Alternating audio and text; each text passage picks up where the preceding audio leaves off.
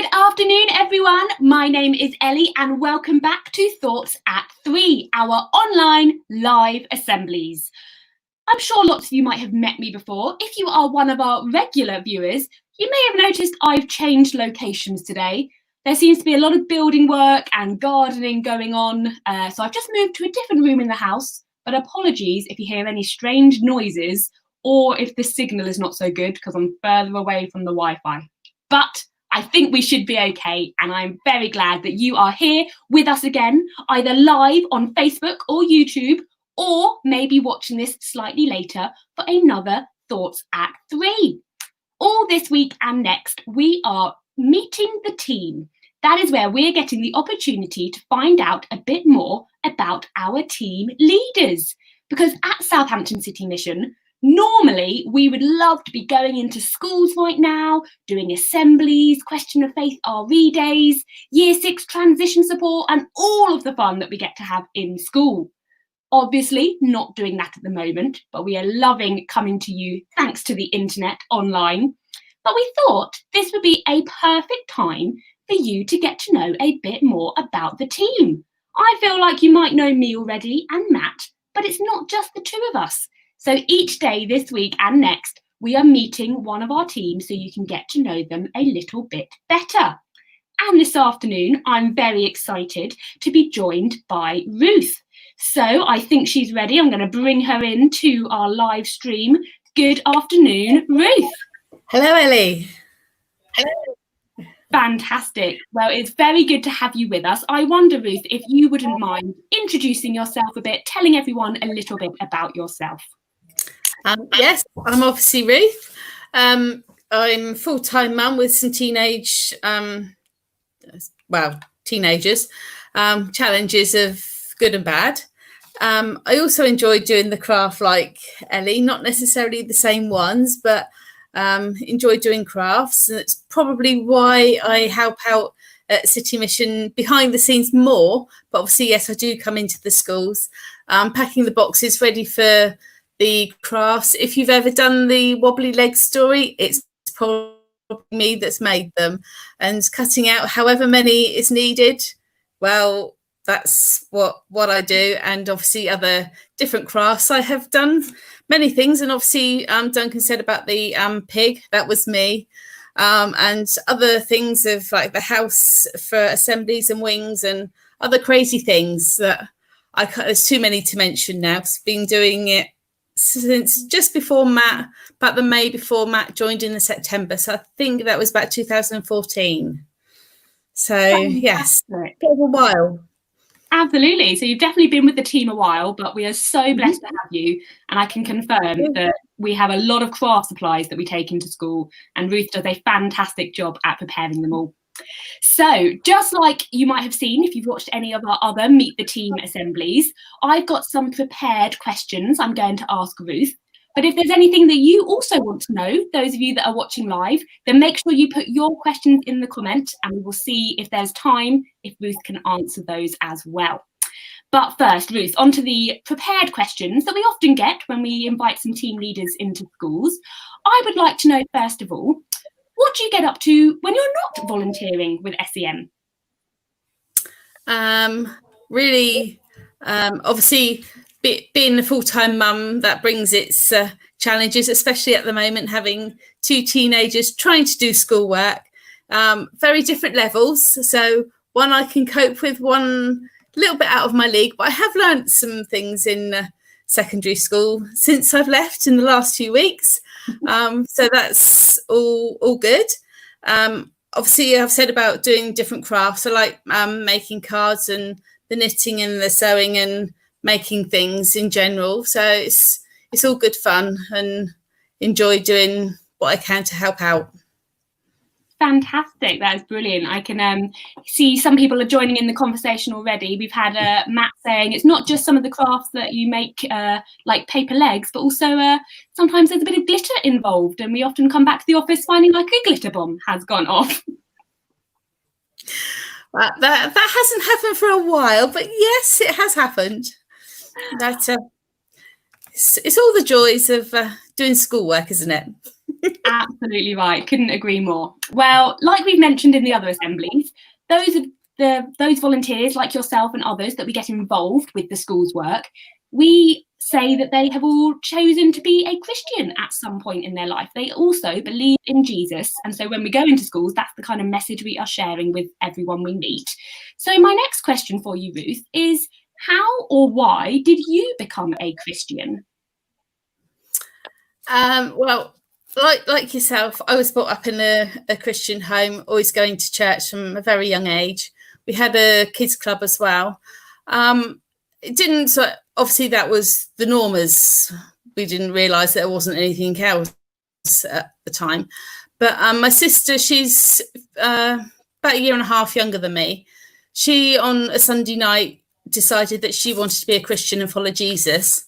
And that so I suddenly tweaked on, Mum and Dad are going to go to heaven. She's going to go to heaven. I'm going to be on my own. And at a 7-year-old little kid, as it were, then it was like a bit scary. So I pondered that for about a week. And then the week after, asked Jesus to come into my life and stay with me. So it was like obviously quite a long time ago now. But since then, obviously carried on going to church, trying to learn more about Jesus and God and what he wants me to do.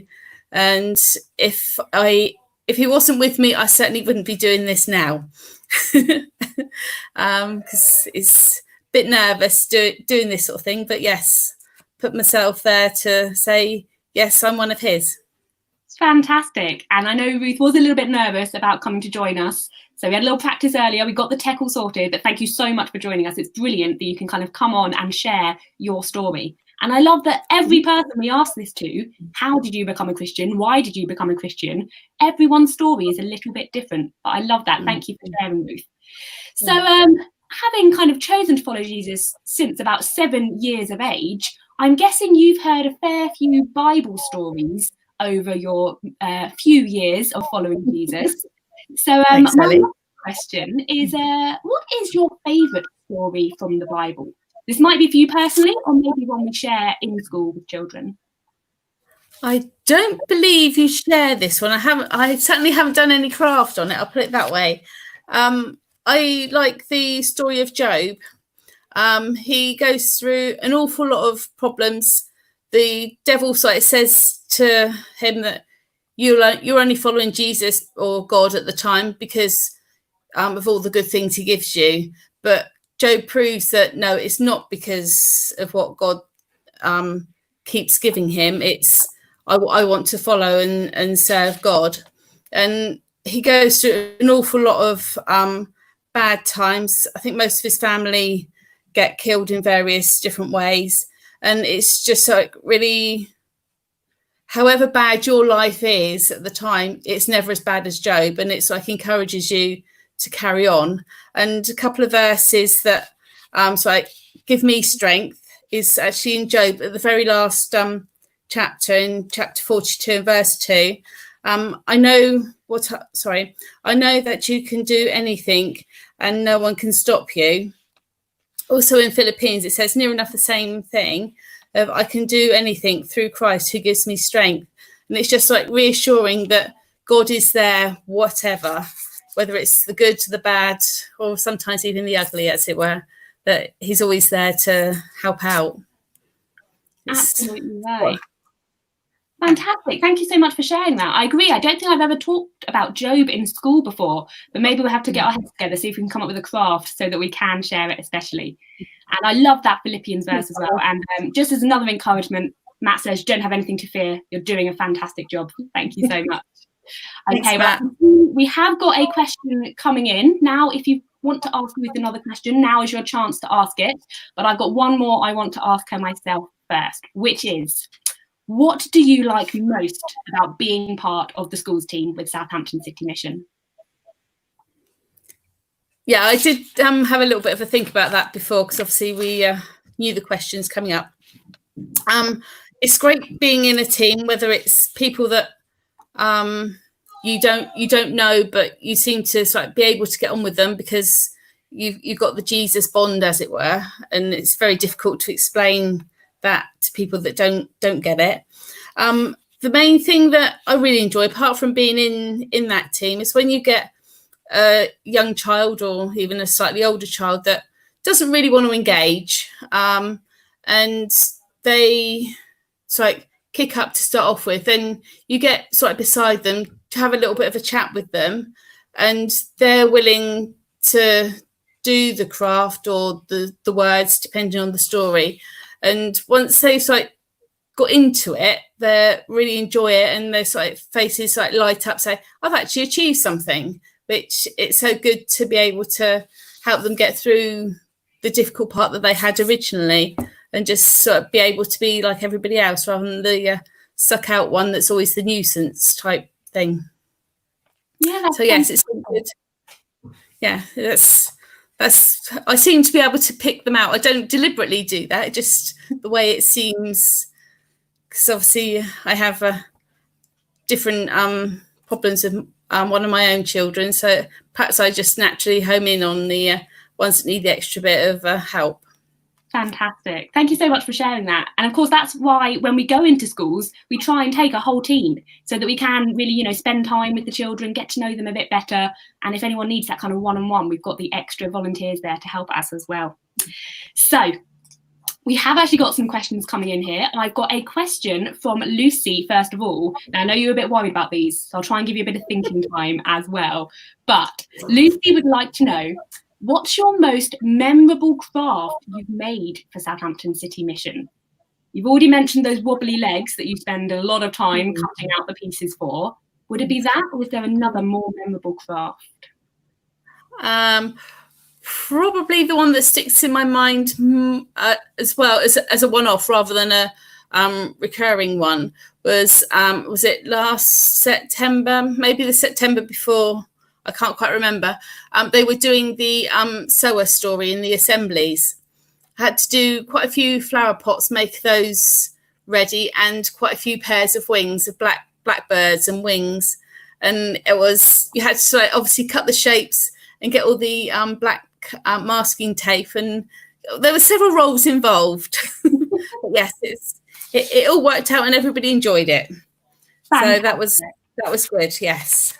Amazing. I wasn't here, part of the team, when you were doing those harvest assemblies. I have since seen the props. We have a large prop and costume collection at the office as well. And the blackbird with the giant wings, I'm very impressed by. I have managed to vote on a few more teachers to wear them since.